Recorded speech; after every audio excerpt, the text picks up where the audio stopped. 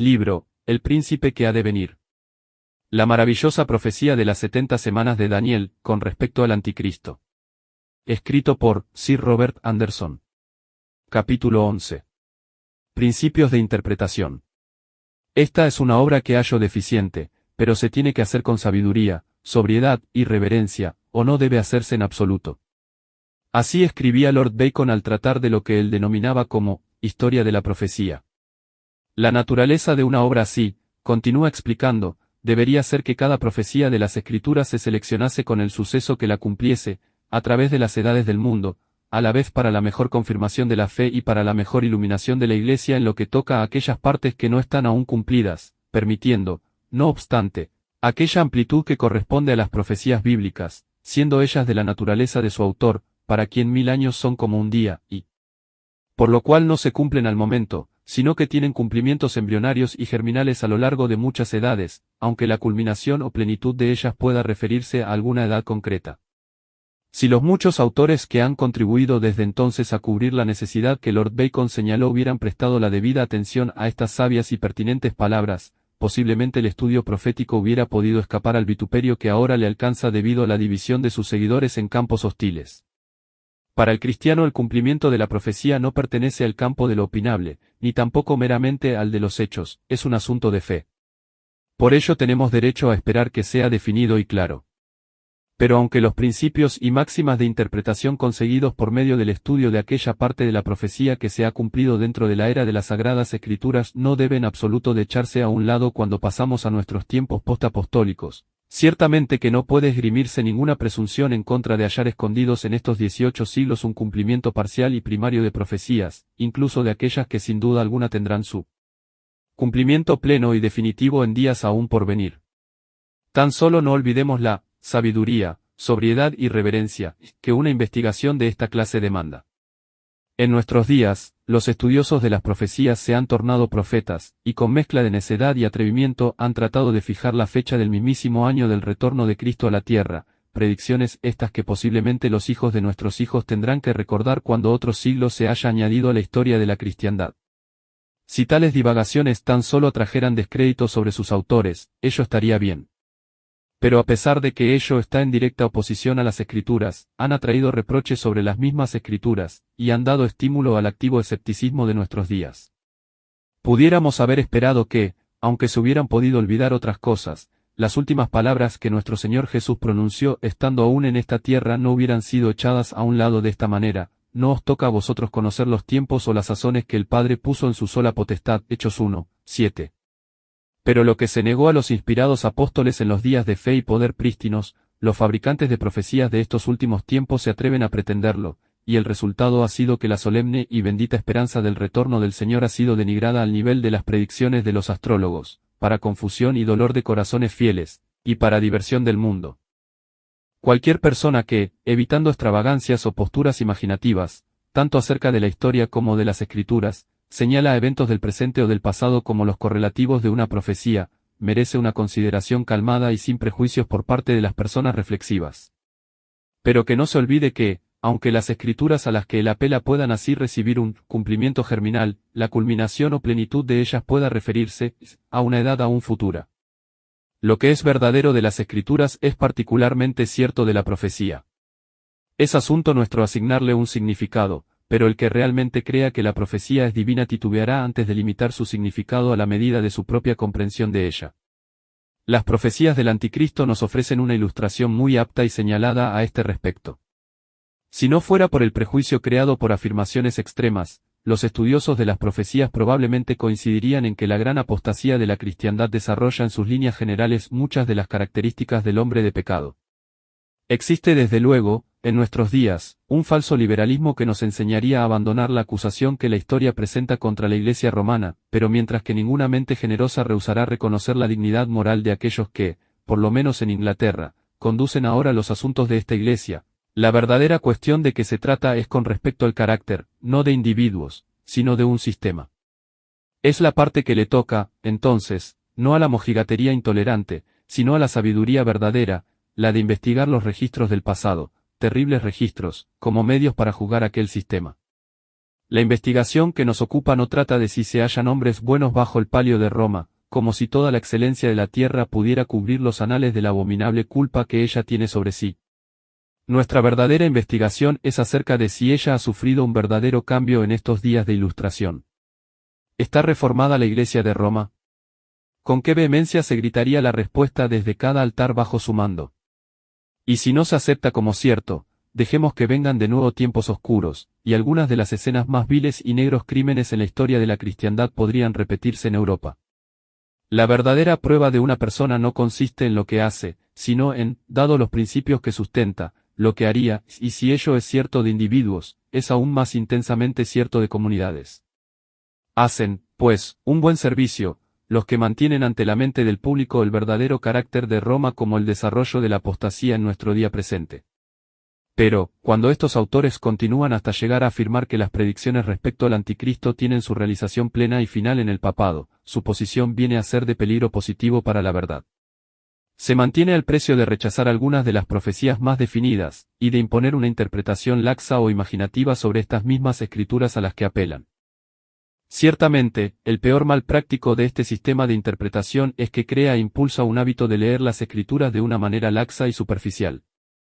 Se toman impresiones generales, derivadas de una lectura de corrido y superficial de las profecías, y se sistematizan, y sobre este fundamento se construye un sistema lleno de pretensiones. Como ya hemos señalado, la Iglesia de Roma exhibe las principales características del hombre de pecado. Y por ello constituye un axioma para esta escuela de interpretación que la bestia de 10 cuernos es el papado. Pero de la bestia se escribe que se le dio autoridad sobre toda tribu, pueblo, lengua y nación.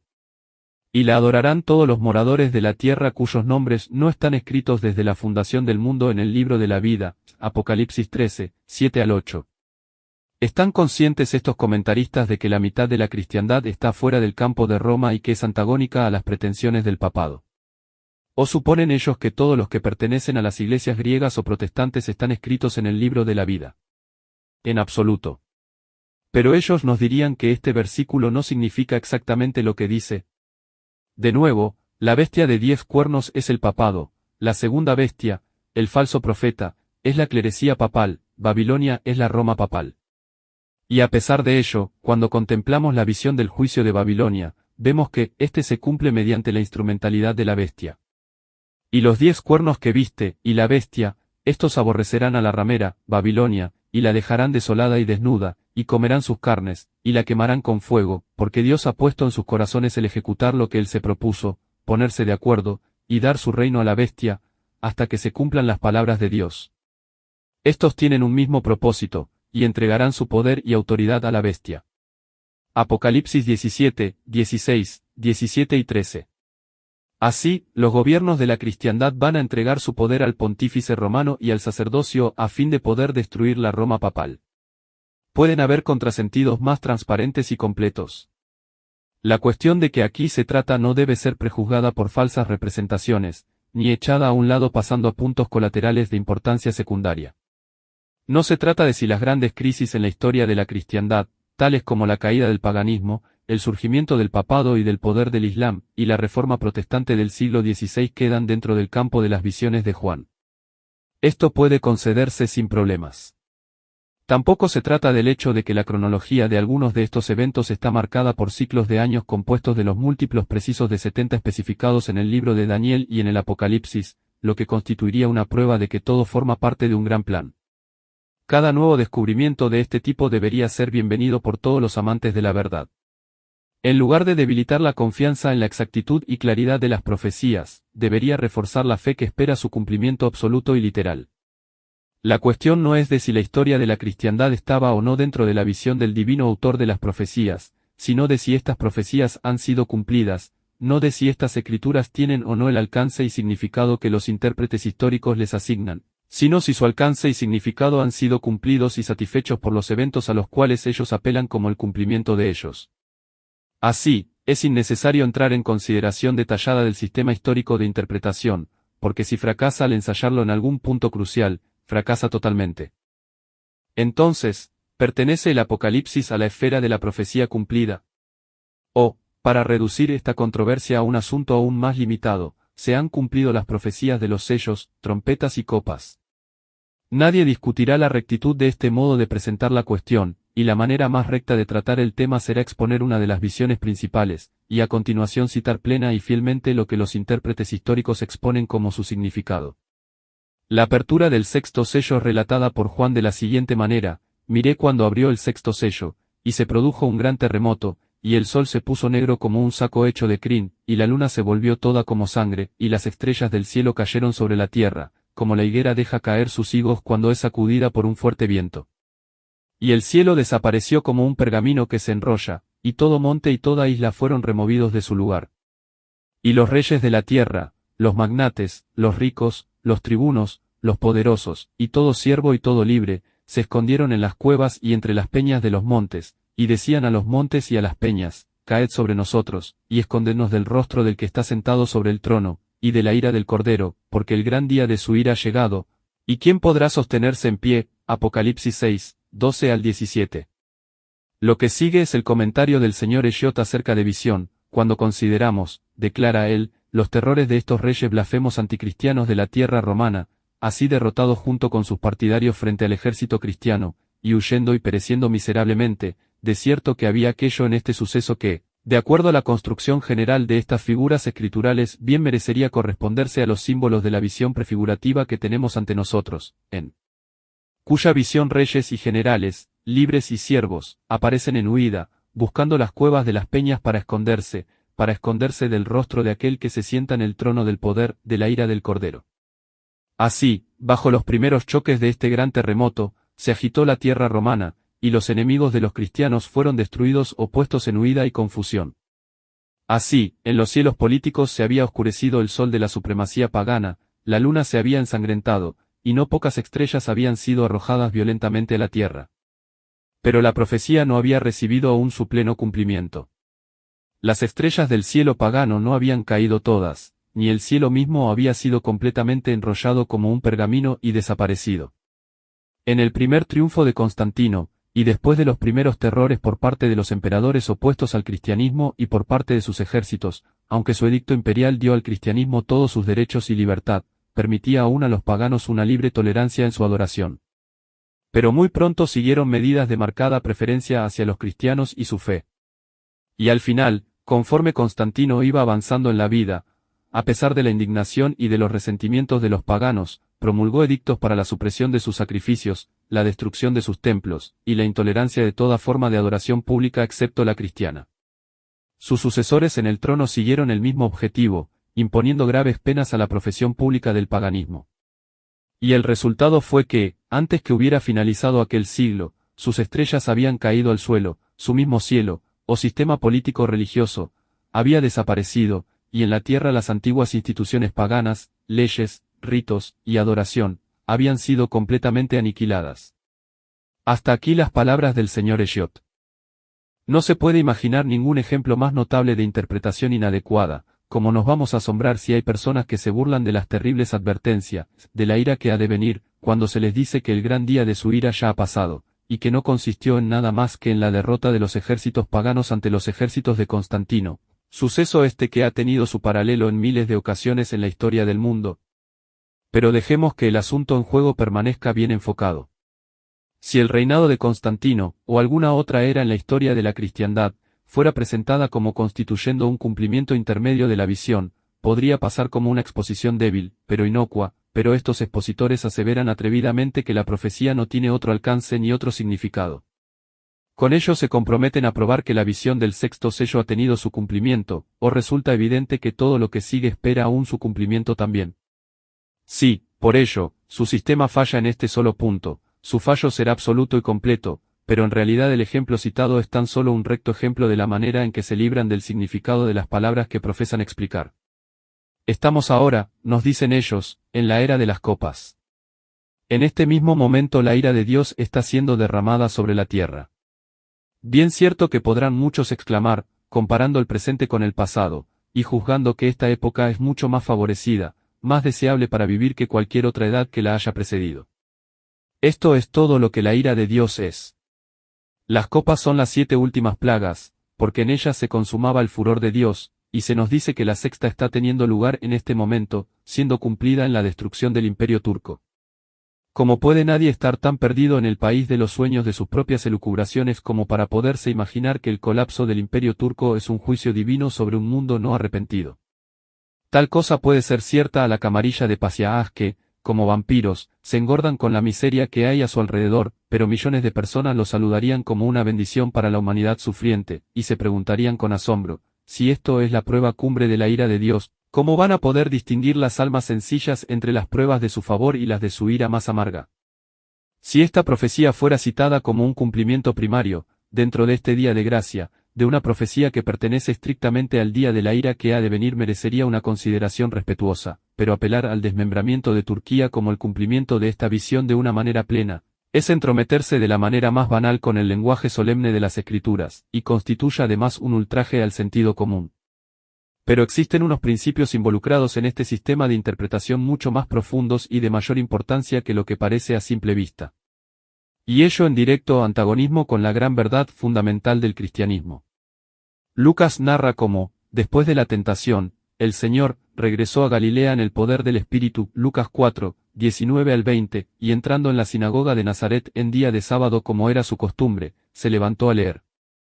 Le entregaron el libro del profeta Isaías, mientras que todos los ojos de la sinagoga estaban fijos en él, y lo abrió y leyó estas palabras. El Espíritu del Señor está sobre mí, por lo cual me ungió para predicar el Evangelio a los pobres.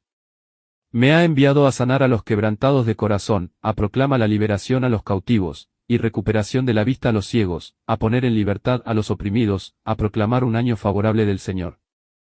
Y el día de la venganza de nuestro Dios, eran las palabras que seguían, sin interrupción alguna, en la página abierta ante él. Pero añade el relato, luego, enrollando el volumen, lo devolvió al asistente, y se sentó. En una era futura, cuando la profecía tenga su cumplimiento definitivo, se mezclará el día de venganza con la bendición a su pueblo, Isaías 63, 4. Pero la carga de su ministerio en la tierra fue solamente paz, Efesios 2, 17. Y esta es aún la carga del Evangelio. La actitud de Dios hacia los hombres es de gracia. La gracia reina. No se trata tan solo de que hay gracia para el arrepentido o para el elegido, sino que la gracia es el principio sobre el que Cristo ahora se sienta sobre el trono de Dios. Sobre su cabeza hay muchas coronas, pero su mano horadada sostiene ahora el cetro único, porque el Padre le ha dado el reino, toda potestad le ha sido dada en los cielos y en la tierra. Ni aun el Padre juzga a nadie, sino que ha dado todo juicio al Hijo, Juan 5, 22, pero su misión en la tierra no fue la de juzgar, sino tan solo la de salvar. Y aquel que es así el único juez es ahora exaltado como Salvador, y el trono sobre el que se sienta es el trono de gracia. La gracia está reinando, por la justicia, para vida eterna, Romanos 5, 21. La luz de este glorioso evangelio brilla ahora sin trabas sobre la tierra. Ojos ciegos pueden dejarla afuera, pero ni pueden apagarla ni rebajarla. Los corazones impenitentes pueden amontonar para sí ira para el día de la ira, pero no pueden oscurecer este día de misericordia, ni oscurecer la gloria del reino de la gracia. Será en el día de la ira que las 7 plagas últimas, en las que se consumaba el furor de Dios, correrán su curso, y es frivolizar con solemnes y terribles verdades el hablar de que ya se han cumplido. Sea el que fuere el cumplimiento intermedio que esté teniendo ahora la visión, el cumplimiento pleno y final de ella pertenece a un tiempo todavía futuro. Y estas páginas no tienen el designio de tratar con el cumplimiento primario histórico de las profecías, o, como lo expresa Lord Bacon, sus cumplimientos embrionarios y germinales a lo largo de muchas edades. El asunto de que trato es exclusivamente el cumplimiento absoluto y final de las visiones en aquella edad concreta, a la cual pertenece la culminación o plenitud de ellas. Las Escrituras mismas ofrecen algunos ejemplos notables de tales cumplimientos intermedios o primarios, y en estos tienen su cumplimiento las principales líneas de la profecía, pero no los detalles. La predicción de la venida de Elías es un ejemplo, Malaquías 4, 5. El Señor declaró de la manera más expresa que el ministerio del Bautista quedaba dentro del alcance de aquella profecía. En términos igualmente expresos, él anunció que sería cumplida en días todavía por venir, mediante la reaparición sobre la tierra del mayor de los profetas, Mateo 11, 14 y 17, 11 al 12. Las palabras de Pedro en Pentecostés nos aportan otra ilustración. La profecía de Joel será aún cumplida al pie de la letra, pero no obstante, el bautismo del Espíritu Santo fue relacionado con ella por el apóstol inspirado, Joel 2, 28 al 32 y Hechos 2, 16 al 21. Hablar del cumplimiento de estas profecías como si ellas fueran asunto del pasado es utilizar el lenguaje de una manera falsa a la vez que antibíblica. Todavía menos permisible es la aseveración de la consumación, que se hace tan confiadamente, de las profecías que se relacionan con la apostasía. No existe una sola profecía cuyo cumplimiento se registre en las Escrituras, que no se haya llevado a cabo con absoluta exactitud, y con todo detalle, y es completamente injustificable asumir que se inauguró un nuevo sistema de cumplimiento después de que se cerrara el sagrado canon. Hace unos 2000 años, ¿quién se hubiera atrevido a creer que las profecías acerca del Mesías iban a tener un cumplimiento literal? He aquí que la Virgen concebirá, y dará a luz un hijo, Isaías 7 y 14. He aquí que tu rey viene a ti, justo y victorioso, humilde y cabalgando sobre un asno, sobre un pollino, hijo de asna, Zacarías 9, 9. Y pesaron por mi salario 30 piezas de plata. Y tomé las 30 piezas de plata, y las eché al tesoro en la casa de Jehová, Zacarías 11, 12 al 13. Repartieron entre sí mis vestidos, y sobre mi túnica echaron suertes, Salmos 10 y 18. Horadaron mis manos y mis pies, Salmos 22, 16. En mi sed me dieron a beber vinagre, Salmos 69, 21. Cortado fue de la tierra de los vivientes, y por la rebelión de mi pueblo fue herido, Isaías 53, 8. Incluso para los mismos profetas, el significado de tales palabras constituía un misterio, 1 Pedro 1, 10 al 12. Indudablemente, que la mayoría de las personas las consideraban tan solo como poesía o leyenda. Y aún así estas profecías del advenimiento y de la muerte de Cristo tuvieron su cumplimiento de una manera literal, hasta la jota y la tilde. Por ello, se puede aceptar la literalidad del cumplimiento como un axioma para guiarnos en el estudio de la profecía. Si este episodio ha sido de bendición para tu vida, por favor, no dudes en dejarnos un comentario mencionando desde dónde nos escuchás, y cómo ha sido de bendición para ti. Los testimonios de nuestros seguidores nos sirven de aliento en soporte bíblico para seguir produciendo episodios como el que escuchaste.